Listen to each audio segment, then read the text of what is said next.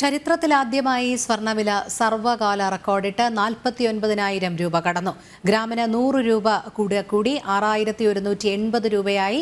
പവന് 49,440 രൂപയിലാണ് വിപണിയിൽ വ്യാപാരം നടക്കുന്നത്. ചരിത്രത്തിലാദ്യമായാണ് സ്വർണ്ണവില 49,000 രൂപ കടക്കുന്നത്. ഇന്ന് ഗ്രാമിന് 100 രൂപ കൂടി 6,180 രൂപയിലെത്തി. പവന് 49,440 രൂപ നിരക്കിലാണ് ഇന്ന് സ്വർണ്ണ വിപണിയിൽ വ്യാപാരം നടക്കുന്നത്.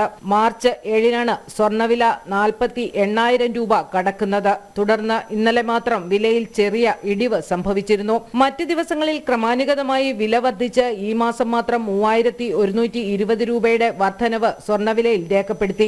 ഇനി 560 രൂപ കൂടി വില വർദ്ധിച്ചാൽ ഒരു പവൻ സ്വർണത്തിന്റെ മാത്രം വില 50,000 രൂപയിലെത്തും. വില ഉയർന്നതോടെ സംസ്ഥാനത്തെ റീറ്റെയിൽ വിൽപ്പന താഴ്ന്നു നിൽക്കുകയാണ്. വിവാഹ സീസൺ ആരംഭിക്കുന്നതിനാൽ വില വർധനവ് സാധാരണക്കാരെ പ്രതിസന്ധിയിലാക്കും. കഴിഞ്ഞ 10 വർഷങ്ങളിൽ ഇരട്ടിയിലധികമാണ് കേരളത്തിലെ സ്വർണ്ണവില ഉയർന്നത്. സ്വർണത്തെ സുരക്ഷിത നിക്ഷേപമെന്ന നിലയിൽ ആളുകൾ സമീപിക്കുന്നതാണ് വില കൂടാനുള്ള പ്രധാന കാരണം.